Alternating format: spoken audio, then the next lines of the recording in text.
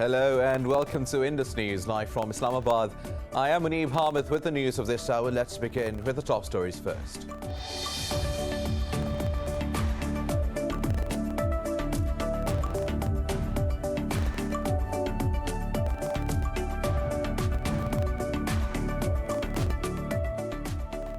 In Myanmar, at least 6 more anti-coup protesters have been killed by security forces in Yangon, Mandalay and PAE.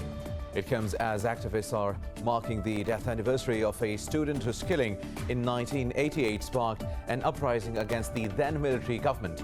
Meanwhile, the United States, India, Australia and Japan vowed to work together to restore democracy in Myanmar.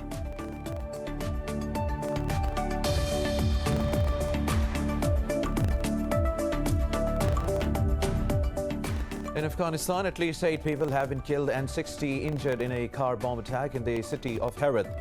Local officials said several women and children were among the dead. Police said dozens of houses and shops were also damaged and rescue operation for those trapped under the rubble is underway. Meanwhile, the UN Security Council has condemned alarming attacks on civilians in Afghanistan.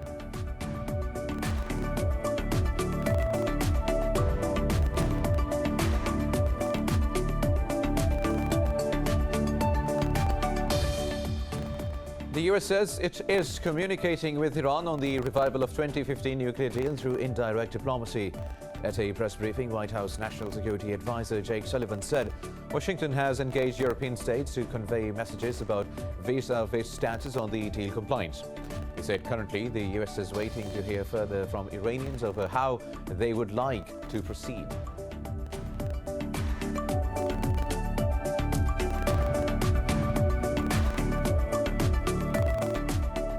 In the U.S. capital of Washington, a large number of Sikh community members has protested against the Indian government's treatment of farmers.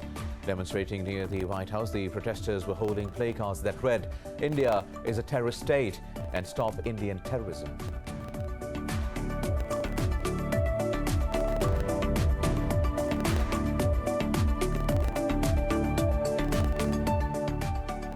India has reported this year's biggest spike in single-day COVID-19 infections, with nearly 25,000 tested positive overnight.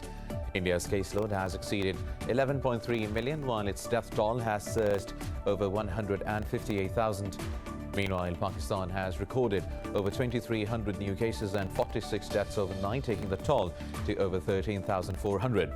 The global tally of coronavirus infections has topped 119 million, with 2.6 million deaths.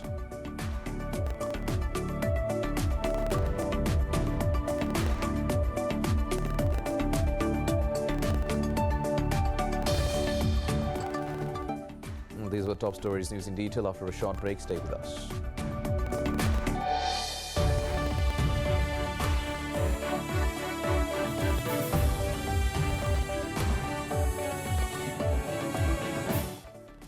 Welcome back. Now let's have the news in detail.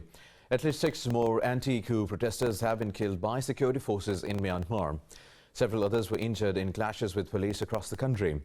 Police opened fire on a sit-in protest in Mandalay, killing 2 people and injuring several others. 2 died in a police firing in the commercial capital of Yangon, while another person was killed in the central town of PAE. It comes as activists are marking the death anniversary of a student whose killing in 1988 sparked an uprising against the then military government. Meanwhile, the United States, India, Australia and Japan have vowed to work together to restore democracy in Myanmar. The UN says more than 70 people have been killed and over 2,000 detained in Myanmar protests since the 1st of February coup.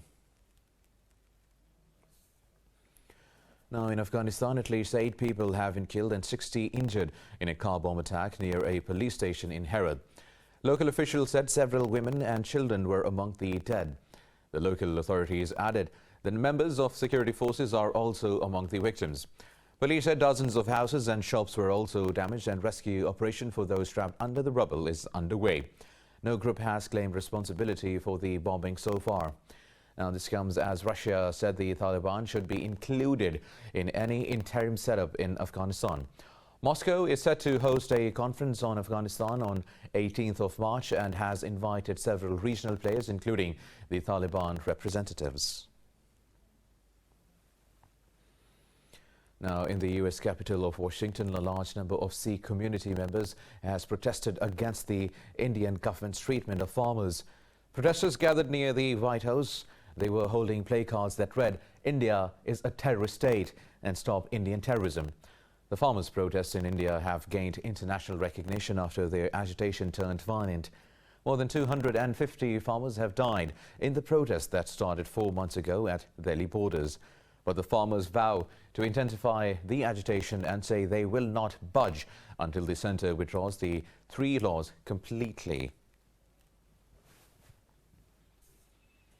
Now, the US says it is communicating with Iran on the revival of the 2015 nuclear deal through indirect diplomacy. National Security Advisor Jake Sullivan revealed this at a press briefing. Sullivan said Washington has engaged European states to convey messages about vis-a-vis status on the deal compliance. He said despite difficulties, the US believes that it can prevent Iran from getting a nuclear weapon through the diplomatic process. Sullivan added, currently Washington is waiting to hear further from Tehran over how it would like to proceed. Last month, the US indicated readiness to talk to Iran, seeking to revive the nuclear deal that Washington abandoned in 2018. Now, at least 6 people, including a Palestinian minister, have been injured after Israeli army clash with protesters in the occupied West Bank. Palestinian activists say Minister Nasri Abu Jaish was injured by a stun grenade and was also battered by a soldier's weapon.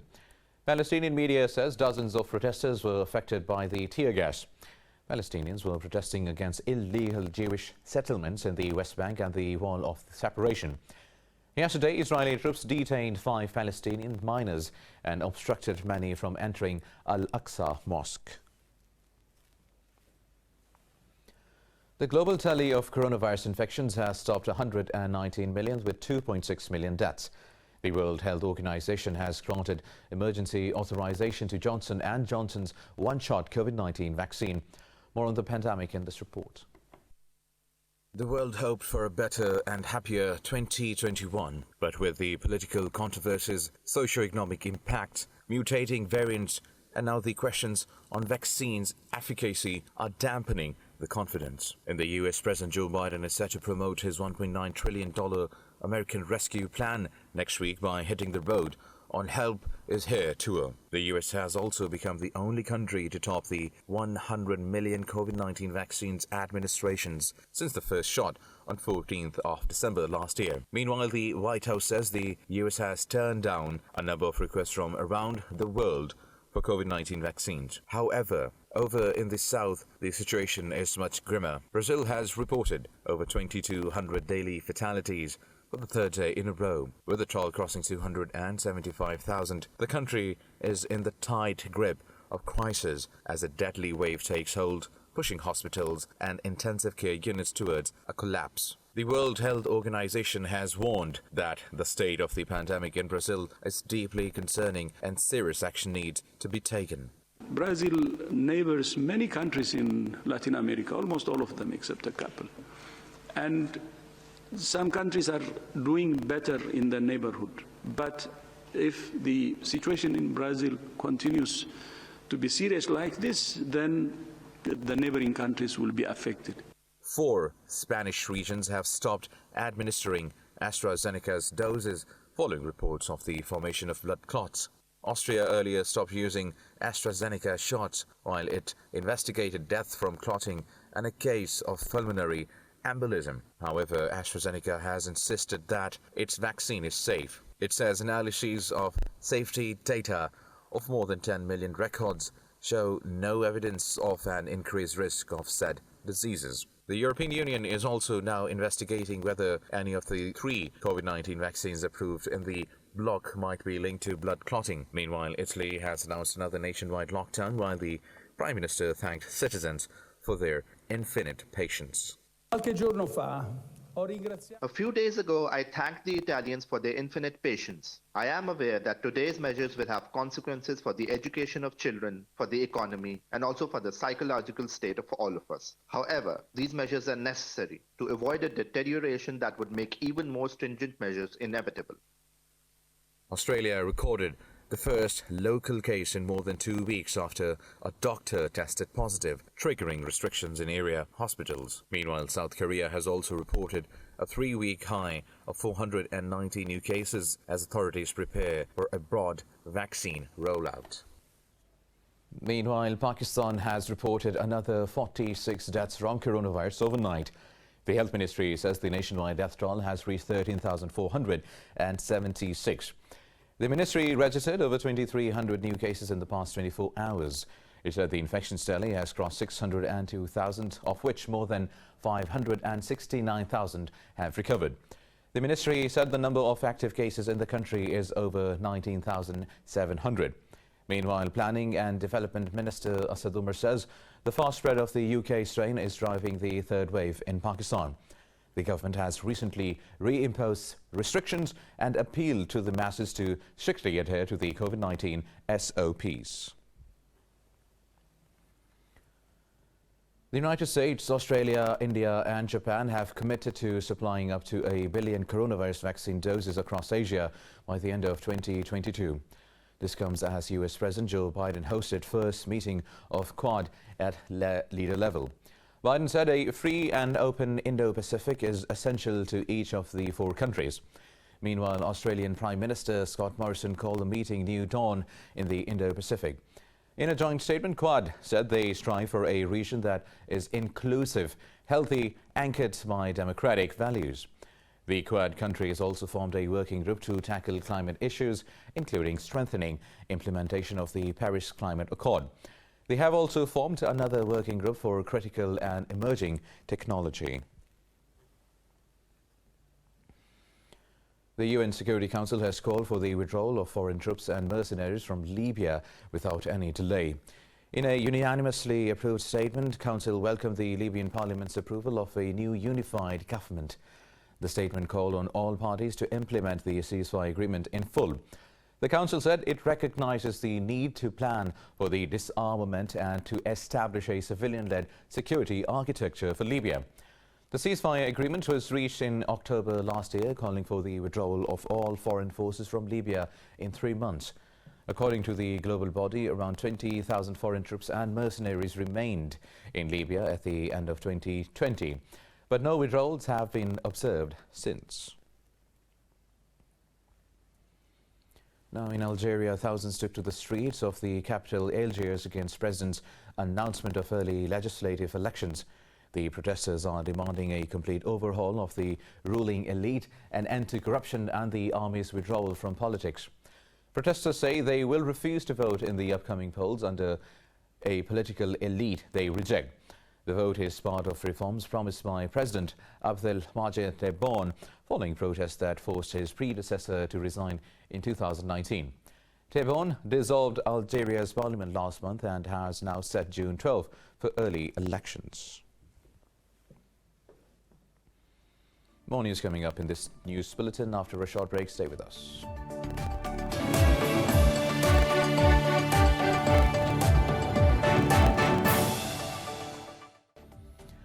New Zealand remembers the victims of Christchurch mosque shooting ahead of the second anniversary of the terrorist attack. A gunman opened fire on Muslim worshippers and killed 51 people in March 15 shooting.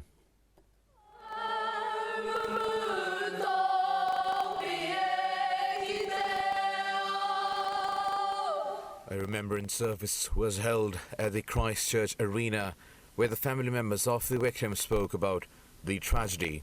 Prime Minister Jacinda Ardern also attended the memorial. At the service, the names of the victims were read aloud, while their pictures were displayed on a large screen. A minute of silence was also observed for the victims. Community members delivered prayers during the memorial, while Ardern spoke about how words have the power to heal. We all own and hold the power of words. We use them, we hear them, we respond to them. How we choose to use this most powerful of tools is our choice. There will be an unquestionable legacy from March 15. Much of it will be heartbreaking, but it is never too early or too late for the legacy to be a more inclusive nation. New Zealand's worst peacetime killing shook the country to its core and prompted the government to quickly tighten gun laws. Anti-Asian hate crimes have surged 149% in 16 of America's largest cities between 2019 and 2020. The Center for the Study of Hate and Extremism at California State University's analysis shows the overall hate crime dropped by 7% in 2020. According to another report, the U.S. saw 2,800 anti-Asian hate incidents linked to COVID-19 prejudice last year. Experts say the racist language used by former President Donald Trump empowered extremists to come out overtly to attack Asians. However, President Joe Biden has called for an end to this practice, terming it un-American. Biden said Asian Americans are on the front line of this pandemic, trying to save lives, but still are forced to live in fear. Now, the U.S. city of Minneapolis has reached a $27 million settlement with the family of George Floyd.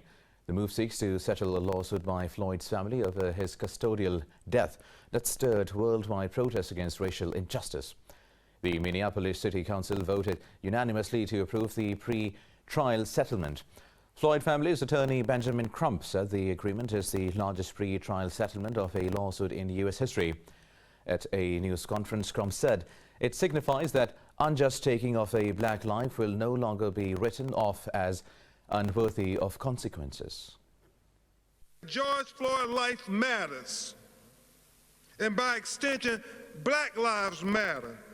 It sends a message that the unjust taking of black life will no longer be written off as trivial, unimportant, or unworthy of consequences.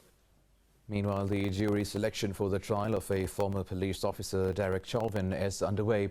Chauvin is charged with Floyd's murder, and the hearing is set to begin on 29th of March. Now moving to Bolivia, where has arrest warrants for ex-President Jeanine Áñez and several other individuals over their role in a coup against Evo Morales. In a tweet, Áñez said the political persecution has started against the interim government. She said Morales' ruling MAS party has decided to return to the dictatorship. Bolivia is mired in political turmoil since 2019, when Morales sought a fourth term in office. However, his campaign ended in a contested vote count and deadly protests. Cuba has called for the protection of human rights through constructive dialogue at the 46th session of the UN Human Rights Council. On behalf of 64 countries, Cuba made a statement in support of China's position on Xinjiang-related matters.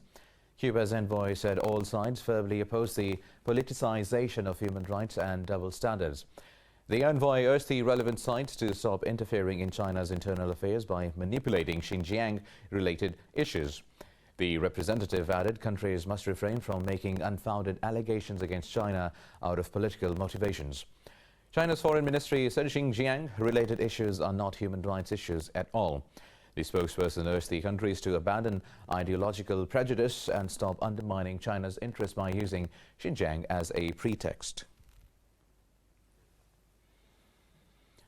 Also, Cuba has accused the U.S. of stoking illegal migration by not processing visas in Havana, making it easier for Cubans to claim asylum.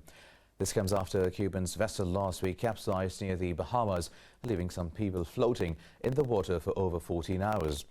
The Cuban Foreign Ministry said Bahamas Defense Force ship rescued 12 people and recovered one body. But it said several people, including women and 2 children, are still missing. In a statement, the ministry said the suspension of granting visas constituted incentives for irregular migration.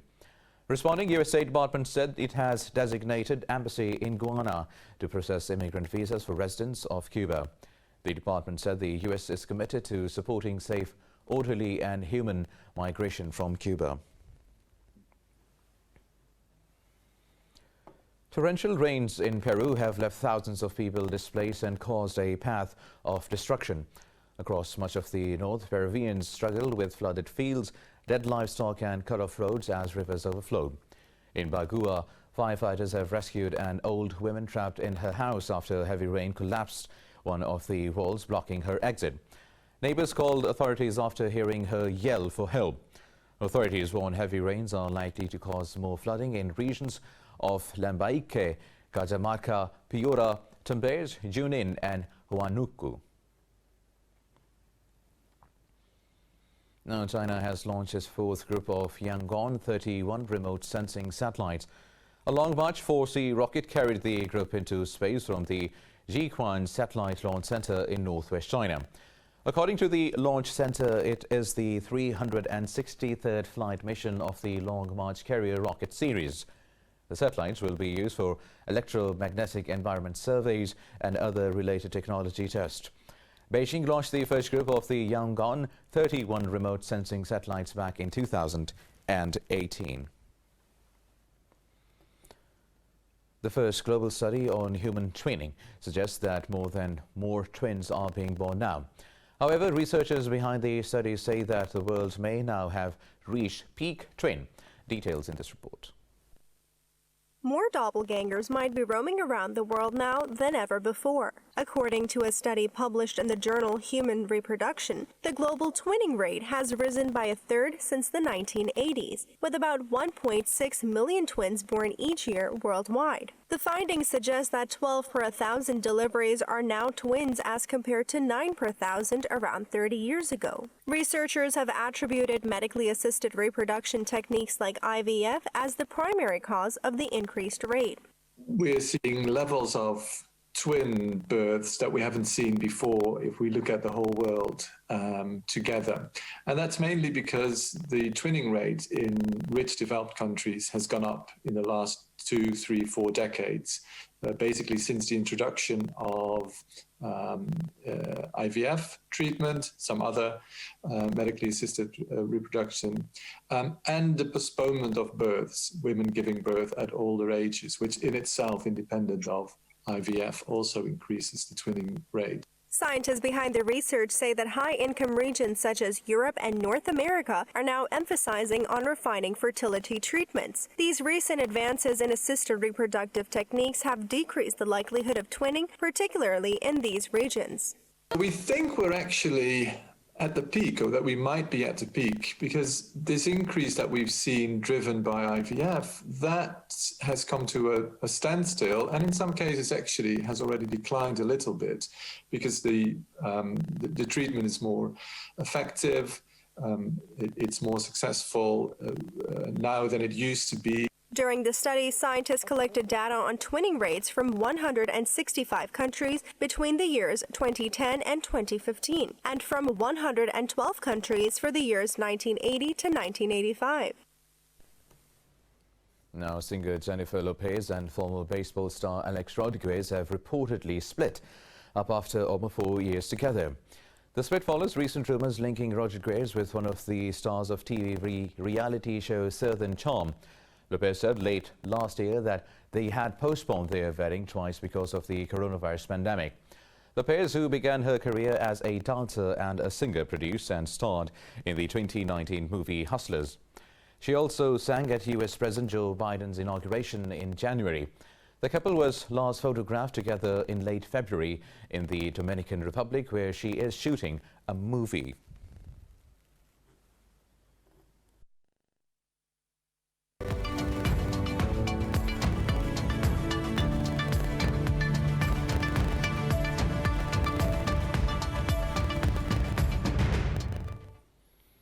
Now, China has blasted the U.S. administration for imposing new restrictions on its national tech giant Huawei Technologies. This comes after Washington imposed tighter restrictions on exports of components used in 5G devices. Foreign Ministry spokesperson Zhao Lijian said the U.S. is not a reliable country that is to be trusted. At a news briefing, Zhao said the measures will hurt both countries as it will severely disrupt bilateral trade and technological exchanges. He added the move will undermine the global industrial chains and supply chains. Zhao urged the U.S. to immediately stop what he called the suppression of Chinese companies and treat them fairly. The UK says it moves to ease post-Brexit trade checks on some food products with Northern Ireland are lawful and right. The moves have angered the European Union and further soured the ties between Brussels and London. Prime Minister Boris Johnson mounted a defence of Britain's unilateral move during a trip to Northern Ireland. Johnson said the UK wants to ensure that the Northern Ireland Protocol upholds the wishes of both communities. He reiterated that the measures are right in view of the impact on the peace process and Good Friday Agreement.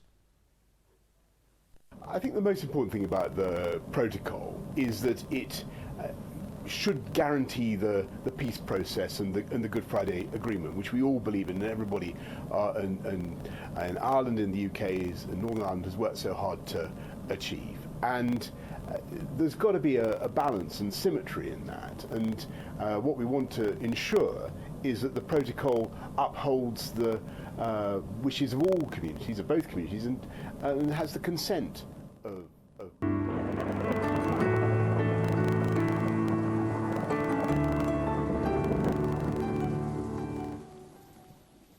And now let's have a look at the weather updates from around the world.